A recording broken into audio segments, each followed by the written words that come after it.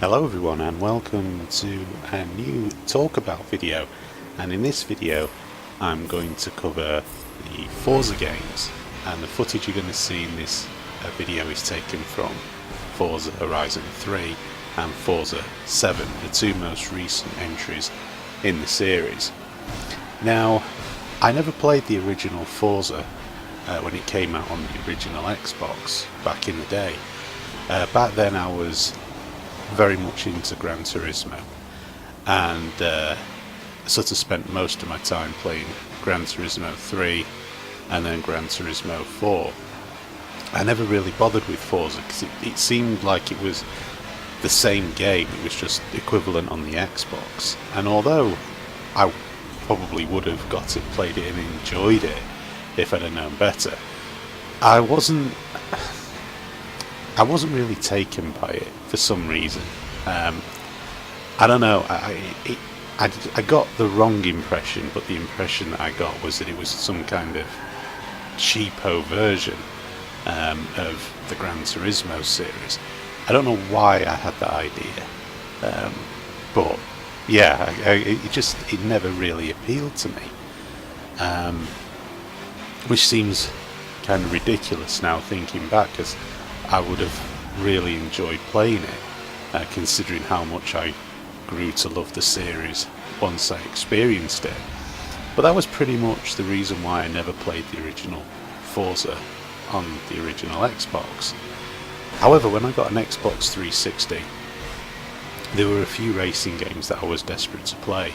One of them was Project Gotham Racing, because I really enjoyed the first two games on the original Xbox, and that's probably another reason why I didn't really get into Forza, because I was more into Project Gotham Racing. I played Metropolis Street Race on the Dreamcast at friends, even though I didn't own it, and that was the spiritual successor to it. And yeah, they didn't really at that time seem to be space for another racing game.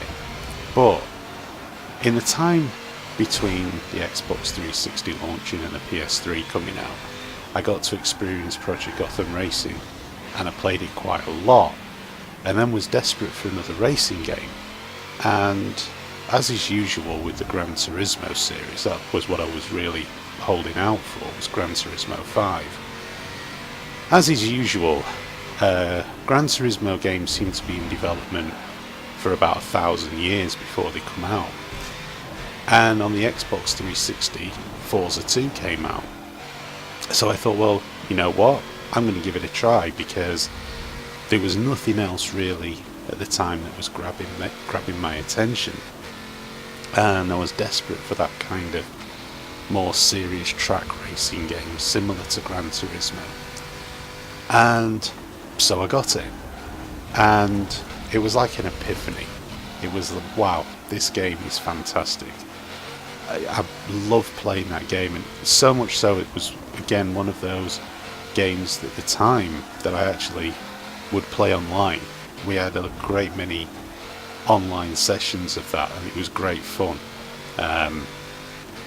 especially when you had the damage model switched fully on, and it was always a case of seeing who actually still had a functioning car after the first corner. When you're playing with people that you know, you can have a good laugh with stuff like that. You know, we weren't really playing seriously, and it used to be funny because we always used to accuse each other of like cheating, like deliberately going for gaps that weren't there, to the point where like people used to get their mobile phones out or whatever and take screenshots and put them on the forum that I was a member of back in the day as photographic evidence, as look, I was clearly ahead of you in that corner and you turned into me and stuff like that. It was fun, you know, nobody took it too seriously. But the game itself, in the single player and online, was fantastic. Just had so much fun playing that game. And it was like this eye-opener. And of course, I played that, I enjoyed it, I loved it, you know, it felt like a real car game. I mean, even down to being able to design the logos and imagery on your car, all of that kind of stuff, the customization options. It was brilliant. It was brilliant. I spent so many hours playing that game, loving that game. I mastered so many of the circuits, just playing it over and over and over again. And so getting Forza 3 was an absolute no-brainer. And again, I love that game. I got the DLC for it. When Forza 4 came out, I got the limited edition version of that. It was like, you know, lovely sort of box. It had a steel case and all of this kind of stuff. And I absolutely love that series of racing games. To me, it quickly became my favourite racing game. When Gran Turismo 5 come out, it was a great game and I enjoyed it, but it felt sterile compared to Forza. And I hear this mentioned a lot by people that have played both the games. There's a sterility, there's a clinical nature to Gran Turismo. It's very scientific. The attention to detail with the cars and the handling and all of that is absolutely down to a T. I mean, that's one of the things I do love about it, but there is a sterility to the game when you're playing it. And where the best way I can describe it is Forza feels like it's designed by people that love racing, where Gran Turismo feels like it's designed by people that love cars.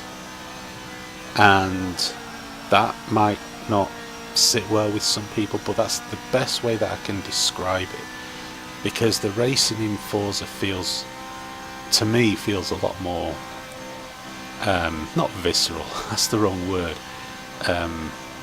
feels more intense at times, where Gran Turismo, I'll put it this way for motorsport fans, Forza feels like Ayrton Senna, Gran Turismo feels like Alain Prost. That's probably a way that anybody that followed Formula 1 will understand when those two are racing against one another, both amazing drivers. But Senna had a way of driving and Prost had a way of driving. They were both remarkably effective, but absolute polar opposites. And that's kind of what those two games feel like to me. And I would never thought, going back to the early days of Gran Turismo, I would never have thought a racing game would have come along that would have made me prefer it over Gran Turismo. And Forza did that. Those three games, the main series that come out on the original, on the Xbox 360, and then Gran Turismo 5, sort of not getting the pulse racing as much, really kind of changed how I viewed the series. But that's kind of getting ahead to the conclusion, really, of the video. So yeah, I love those three games. There was so much detail in them. There was so much fun to be had with the games, and the replayability has always been a huge factor. And the fact that the career mode is, generally speaking, really expansive in the series as well. So that kind of was how I fell in with the Forza series. And I know that on the Xbox 360 they then announced a spin-off series called Forza Horizon. And I remember when they announced it at the time, it was like, it was completely different. It was like more arcadey. It was watered down, and I really thought to myself, whoa. I was kind of opposed to it at the time, because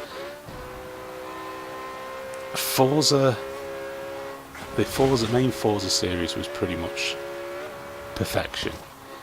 And I thought, they're not going down a different path, are they? It felt like, are they going to start chasing Need for Speed and stuff like that? And I remember thinking when they announced, it's like, please God, don't stop, don't change the whole dynamic of Forza, because you've, like so many things, you find something that you really like, and then you dread that they're going to change something about it, and it's like, because it happens so often in games. But thankfully that's not what they did. They created this fantastic open world game where you basically traverse the open world, the environment, and you have races and all different types of stuff and what have you. It's like this big racing festival thing that you take part in, and they kind of done it perfectly. Forza Horizon dovetails perfectly with the main Forza series. I mean, I should really say Forza Motorsport and Forza Horizon. That's the proper titles of both, and they kind of perfectly complement one another, because one has never been at the expense of the other, and they're so good. Both of them are so good. I mean, I love Forza Horizon for all of its own reasons, because it's a great alternative to the more hardcore racing that Forza Motorsport is. Forza Horizon is a lot like Forza Horizon's more like getting in the car, tearing down public roads, having street races, all set in these immense environments, and you can see the progress that the series has gone from the original Forza. Visually, a stunning game to look at. And I'm kind of like going along the lines here of playing on the original Xbox One, not even the Xbox One S or the Xbox X, and it looks great. Forza 7 looks fantastic. So yeah, I always think to myself, what would this game look like in 4K with HDR? Would look absolutely incredible. And they are incredible games. They're so much fun to play. And Forza Horizon, like I say, just works perfectly. They think they kind of come out in alternate years. So we had Forza 7 last year, and so therefore, will there be an announcement for Forza Horizon 4 this year? Kind of hoping so, because as I say, they are stunning games. They're so much fun to play. The one thing that has happened with the series, though, and this kind of always splits people's opinion. I don't like it, but I'll tolerate it. And that's the introduction of the drivatars. This came, memory serves me right, I think this came with Forza Motorsport 5. Now that was the debut Forza game for the Xbox One, and it was a launch title. And I missed it because I didn't get the Xbox One at launch. So by the time I got an Xbox One, Forza Horizon 2 was out, then Forza 6. So those were the two Forza games I played first, and then Forza 5 was with Games with Gold. I think it was last year. So I thought, well, I'll download it and play it. And it really was a dip in the series. To go from Forza 4 to Forza 5 felt like a big step backwards. I mean, graphics were good. The graphics looked great, as you would expect, but the game itself felt rushed. It felt like they were just trying to get a Forza game out there for the launch of the console. And the introduction of drivatars, which for people that don't know, it's basically the online people. It kind of takes their data from how they race and stuff and kind of dump it into your game when you're playing the single player, and you can adjust how it behaves. So excuse me, I guess if you take it back a little bit, like scale down the aggressiveness, it becomes more normal, and I guess if you ramp it up, it becomes more like how they race in the games themselves. But I never really liked the idea. First of all, it's a stupid name that obviously a marketing idiot come out with. I mean, talk about something that was literally dying to be mocked. Because all I saw when they announced drivatars, my at E3 that year, my Twitch stream, my Twitter feed just lit up with people saying "driver tard" or "driver tarded." You know, it was like, it was a real facepalm moment. But you know, true to form, when these companies get a bee in the bonnet with certain things, they don't want to let it go. I mean, I think that was the same year that EA come out with a Levolution in Battlefield. It was just like, that year, somebody really did need to light that stage up with a few grenades. When these people coming out with this kind of shit, I absolutely hate that. It just cheapens the whole thing. It's like, really, you're gonna come out with that crap? But anyway, yeah, I never really was comfortable with the idea of it, but you by tweaking it down, you can make it seem less of an issue. It is less of an issue, to be perfectly honest, and you can turn the names off. So you can almost, if you tweak the aggressiveness of the driver-tar AI and then turn the names above the cars off, you can almost get to the point where you don't really feel like you're playing against them anyway.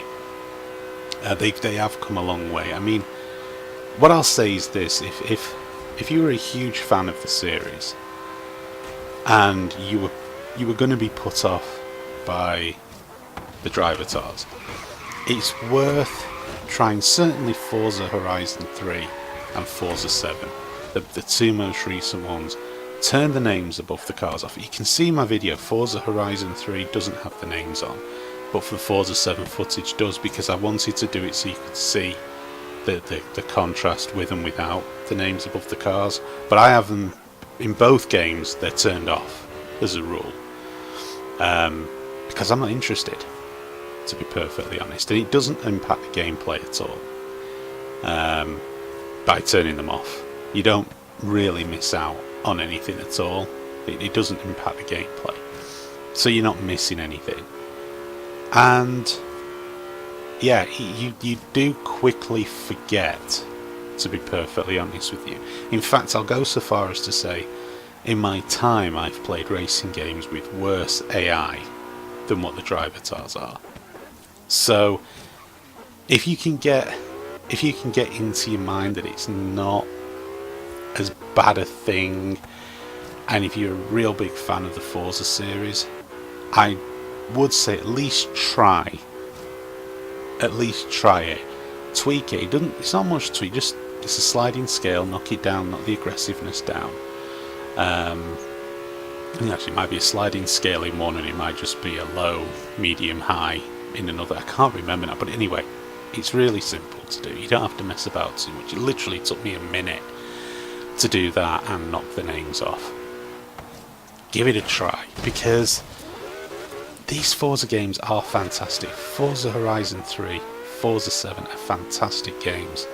Now, Forza 7 isn't my favourite in the series, that's Forza 4, but it's a stunning racing game. It is really good, and I think, personally speaking, it's better than anything else out there at the moment, for me. It plays like Forza, feels like Forza. It's not one of these games like Project Cars where that's so hardcore you literally have to spend an age trying to tweak the game to handle how you like it, because there are no default optimizations for whether you're playing with a controller or a wheel. You don't have those issues with the Forza games. There's an immediacy to them, but the great thing is the games can be as shallow or as deep as you want them to be. And that's the strength, especially with the Forza Motorsport series. Its strength lies in the fact that it is accommodating across the board. Because what I found with a lot of hardcore racing games, because I don't have a wheel, is that they don't really cater for people with a controller, and that can become an issue. Project Cars I tweaked for ages until I kind of got as good as it was going to get, but it never feels quite right, and I know my good friend Dean, he bought Project Cars 2 and took it back because he couldn't get to grips with the game, and that's the problem with some of the really hardcore racing games. They kind of assume you're going to have a racing setup, which the vast majority of people that play games don't, and it can be off-putting. And I know, like I say, I know you can tweak it, I know you can adjust and all that kind of stuff, and I did do it, and there are videos on YouTube showing you how to get the optimal settings for a controller. But the Forza series allows you to pick up and play the game. It's optimized for a controller, and then you can it's optimized for a wheel. There's optimizations for the controller, and you can go out there and get up and running in the game and enjoy it. And that's the real wonderful thing about the series that I love. It's just this. It's not a mile wide and an inch deep. It's whichever way you want it to be. You can have it that way, or you can have it an inch wide and a mile deep. It really is up to you how you set the game up. I don't have all the assists on. I have some off, I have some on, because I find that's the best way, to marry that off with playing on sort of above average difficulty, because I use a controller, so I can tweak the assists, and I can get it pretty much spot on, so where I have challenging races, but still I was able to enjoy it. I'm not ready to throw the controller across the room because my car won't go in a straight line. So, again, there is so many good things with the series that if you're really desperate for a top racing game and you do have an Xbox console, don't write them off, just because of the issue with the driver avatars, because it isn't as big an issue when you tweak them as you would think, kind of thing. I also understand, I don't know if this is still the case with the newer games, but I know that you could set the console to offline mode, and it would also then default to pre-programmed AI. I know there was that feature with the games as well. Now I don't know if that's still the case, but it certainly was, I think, with Forza Horizon 2, Forza 6, but I don't know about the more recent ones. So as I touched upon it earlier, I used to be a big Gran Turismo fan, and I still do like Gran Turismo, don't get me wrong. I still think it's a great series, although I won't be buying the new game because of the idiotic online only requirement, which I think is pathetic.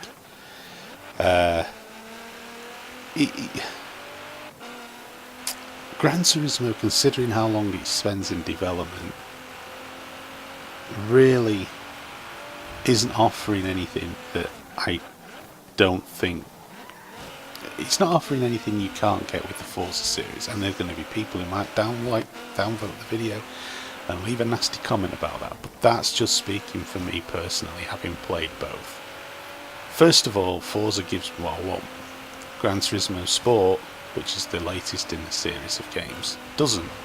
I don't know if there'll be a Gran Turismo 7 that will have a proper single player and be like the previous Gran Turismo games, in which case, and have proper ability to save the game offline, in which case I'll get it. But Gran Turismo Sport, with its claim that it has an offline single player but needs to be online to save it, so it's not offline, no, it's a non-starter. And the fact that it's such a shallow single player as well, it's an afterthought. It's been thrown in, and it just doesn't appeal to me. It doesn't. As great as it looks, and I've watched so many videos of it, I was so torn because I really wanted to go out there and get it, but with those compromises and the fact that I have the Forza games, it's kind of inversed it now.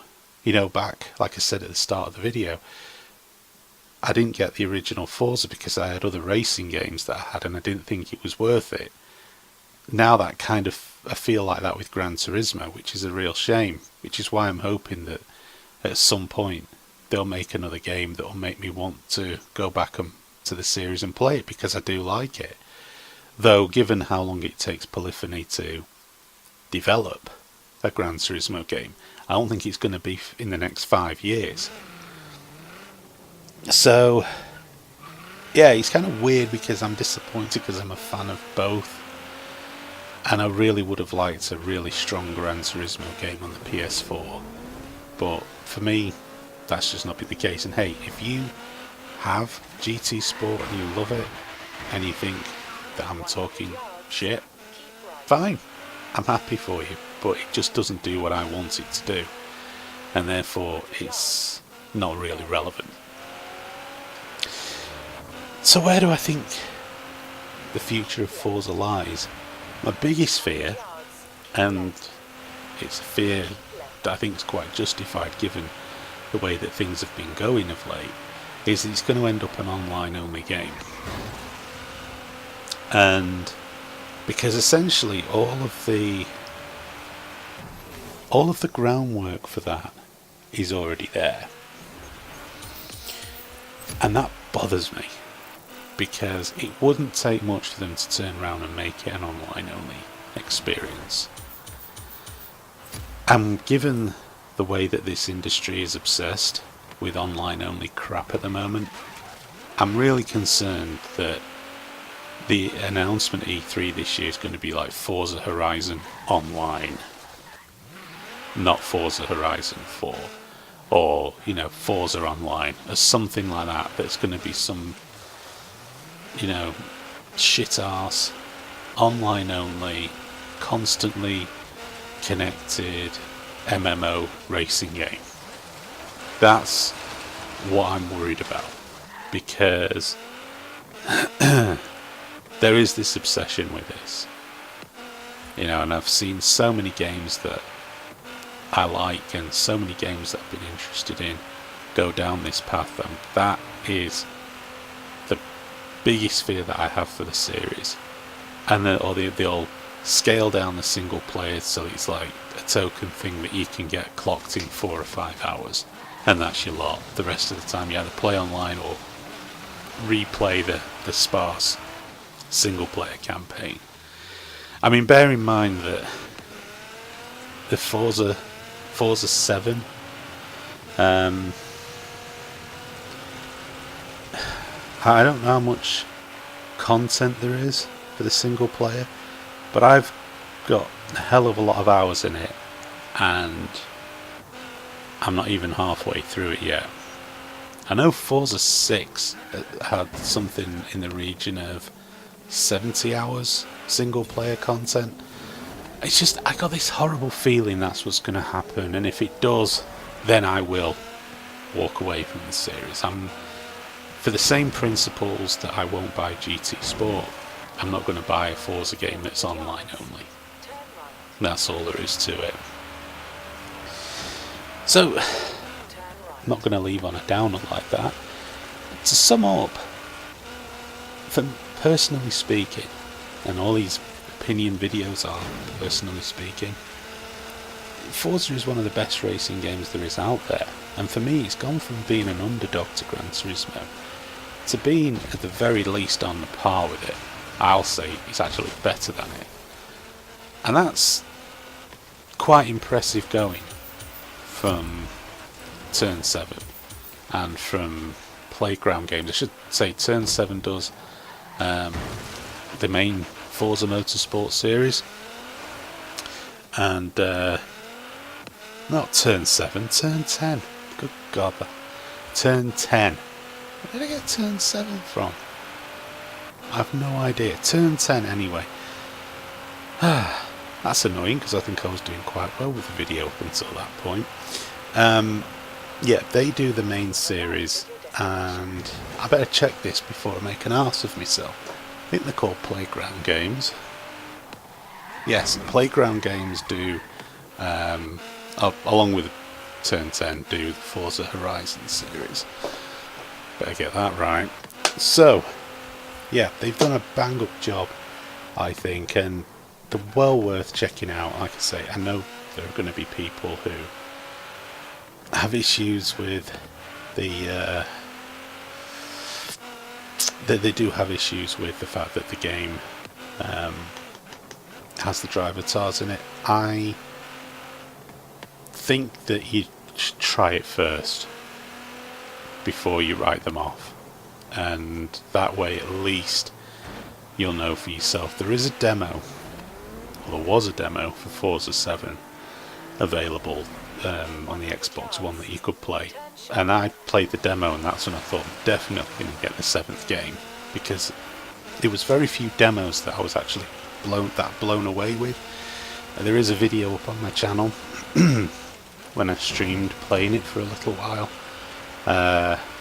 Yeah, that was a jaw-dropping experience. There's been very few demos of late that have made me feel compelled to actually want the game so badly.